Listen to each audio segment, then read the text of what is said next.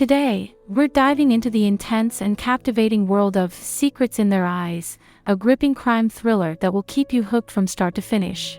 Spoilers ahead, watch out and enjoy. The movie starts with Ray Carson, a former FBI agent who now works as a security officer for the New York State Mets. He's looking at pictures of criminals. While browsing, he remembers a terrible unsolved case involving rape and murder. In one moment, the victim is happy, and the next, she's struggling to fight back as the attacker tries to choke her. Ray keeps searching and soon finds a photo that catches his attention. He compares the man in the picture with a young boy in another photo, and they look very similar. Ray decides to travel to Los Angeles. When he arrives, he goes to a building, checks in with security, and goes to the district attorney's office. A bald man sarcastically greets Ray. It has been 13 years since they last met, and Ray comments that even after all this time and 2 promotions, the bald man, Seifert, still acts unpleasantly. After the brief exchange, Ray enters the district attorney's office slowly. He notices a blonde woman looking out the window. When she turns around, Ray feels relieved. The blonde woman is Claire Sloan, the current district attorney. It's been years since he last saw her, and Ray is genuinely happy to see her. Then, a flashback takes us back to the year 2002, 13 years ago, at the Los Angeles District Attorney's office. Ray is sitting beside Jess, a colleague and good friend. They are watching a video recording of Muslims gathering outside a mosque. At that time, both Ray and Jess are part of the counterterrorism joint task force. After a while, Ray grabs his jacket and informs Jess that he's going for a photo shoot. In the photo studio, Claire plays with her keys while watching a news report. Ray casually enters the studio and is taken aback when he sees the beautiful blonde, Claire. It's their first time meeting. They greet each other, and Ray extends his arm to introduce himself, and Claire does the same. Since they are new to the department, they need to get their photos taken. Their conversation is interrupted when the photographer calls out for Claire. She goes over to the photographer and is asked to take a seat. Ray overhears their conversation and decides to take a look. He pulls the curtain aside and sees Claire adjusting her bright red blouse. He encourages her to smile, and Claire does, allowing the photographer to take her picture. Back in the present, Ray is delighted to see Claire as the district attorney. As Ray moves towards the door to close it, Jess enters the room. It takes a few seconds for them to process the surprise, as they were close pals but haven't seen each other for a long time. Ray congratulates Jess on her current position as the chief investigator. He then looks at Jess and shares that he found the person they were searching for. In the flashback to the year 2002, Ray is photocopying some documents when he notices Claire walking across the room. Jess spots Ray checking Claire out and playfully smiles. Their office desks are side by side, and as Ray returns to his seat, Jess teasingly tells him to ask Claire out. Ray responds to Jess, saying that Claire is already engaged. Moments later, Seifert informs the team that the LAPD found an unidentified female dead on a garbage dumpster. This news confuses Ray and the others since they are not part of the homicide team.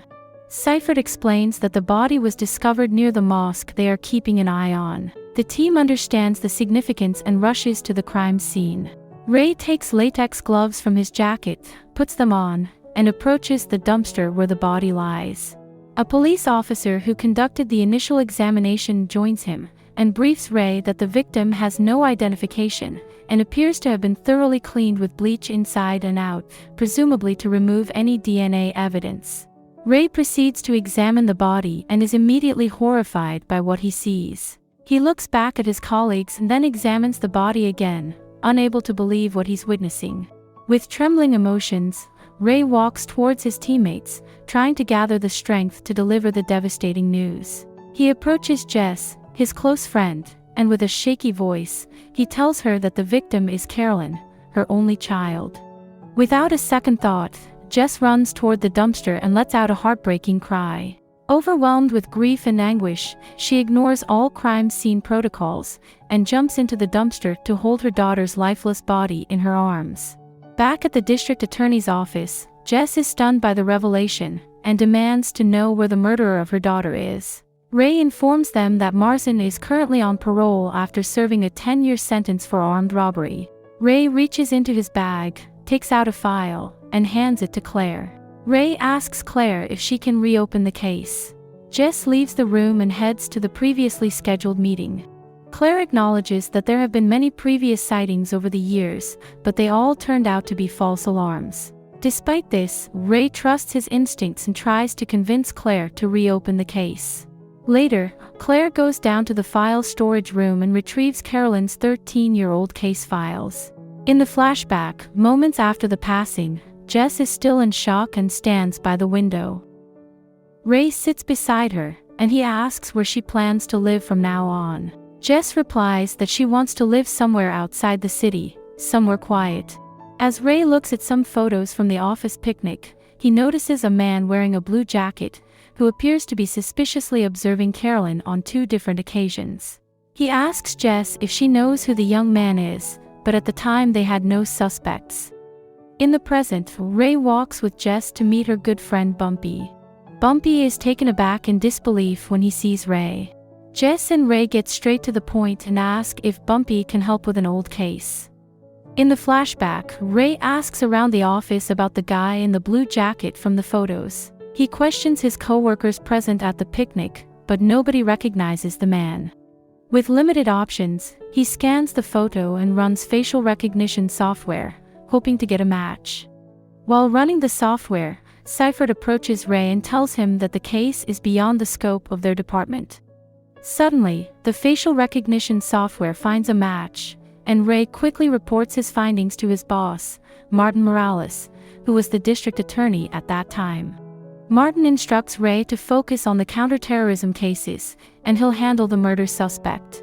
Although Ray expresses his desire to take on the murder case, Martin declines his request. Despite this, Ray gathers information about the suspect's whereabouts and pays a visit, only to discover that it's the wrong person. Ray begins to suspect that Seifert is protecting someone and confronts him about it. After a tense confrontation, Seifert finally confesses that the man in the blue jacket is Marsden, his informant. Seifert brought Marsden to the picnic because the young boy had a fantasy of becoming a law enforcer one day. Seifert wanted to keep Marsden happy and make him feel important, hoping that he would continue to share valuable information. Back in the present, Bumpy and Ray arrive at the racetrack after receiving information about Marsden's newfound interest in horse racing. They eventually locate Marsden, but as soon as Marsden spots Bumpy's badge, he panics and runs away. Ray gives chase, but his age becomes a hindrance as he struggles to catch up. At the end of the stable, Marsden surprises Ray by striking him with a shovel in the gut. Ray collapses to his knees, wailing in pain, and pulls out his gun, but it's too late to stop Marsden. Meanwhile, in the past, the team discover patterns within the comics that Marsden authored, revealing his hardcore fan status for the LA Dodgers. Bumpy and Ray attend a Dodgers game in the hope of apprehending Marsden. Initially, they mistake someone else for Marsden, but eventually, they spot him a few seats away. Upon realizing they are closing in, Marsden runs to the top of the stands. Bumpy calls for assistance from the stadium security to corner Marsden, but Marsden manages to evade them by jumping off the floor and escaping once again. Ray goes down the stairs and eventually catches up to Marsden, successfully handcuffing him. Later, Ray gets his wish and starts questioning Marsden. However, Marsden denies ever meeting or knowing Carolyn, claiming he doesn't remember much about the picnic since he left early. Claire abruptly barges in and whispers to Ray to let go of Marsden. At the same time, Marsden is staring at Claire's cleavage. However, the quick-thinking lady takes advantage of the situation. She manipulates him methodically by getting on his nerves and challenging his ego. The suspect stands up, turns around, unbuckles his belt, and looks back at the officers while playing with himself. Claire insults the suspect's hot dog. Then Marsden grabs Claire and punches her, and Ray beats Marsden in retaliation. At the district attorney's office, Morales scolds Ray for his actions, declaring Marsden untouchable due to his significance in the counterterrorism operation. Ray receives a message from Luis about Marsden's location. He heads out, follows Marsden, and ends up at a warehouse. Peering through a window, Ray spots the suspect but suddenly gets knocked unconscious. When he wakes up, Marzin confronts him, demanding to know why he's been followed. As Marzin continues to assault Ray, the gang decides to eliminate him. They drag Ray away, but at that moment, the doors slide open, and Bumpy and Seifert come to his rescue. Bumpy takes control of the situation, ordering everyone to put their hands up. Although most gang members submit, one of them has a hidden gun at his back. He fires at Seifert, hitting him in the neck. Bumpy retaliates and shoots the gang member, killing him instantly. Ray picks up a gun and points it at the remaining suspects while Bumpy checks on Seifert's condition. Jess calls for backup, but unfortunately, Seifert passes away shortly after. Late into the night, Claire tends to Ray's well-being after the intense encounter. Subsequently, they receive a call from Jess and visit her at her home outside the city. Jess makes a shocking revelation, confessing that she was the one who killed Marzin 13 years ago. The man they arrested earlier, Clay Beckwith, only resembles Marzin. Jess admits to killing Marzin a month after Ray left for New York. She reveals that she buried him in their yard. Jess recounts how she had eventually found Marzin, while waiting at a diner where ex-Dodgers hang out. She followed him, knocked him out, and then killed him using her gun near the train tracks. Ray's relentless efforts over the past 13 years were all in vain. Later that same night, Ray drops off Claire at her place, but something feels amiss. Ray returns to Jess's place and makes a shocking discovery. Jess has been keeping Marzin imprisoned in her barn all this time. After a decade, the real suspect for Carolyn's death has been right under their noses.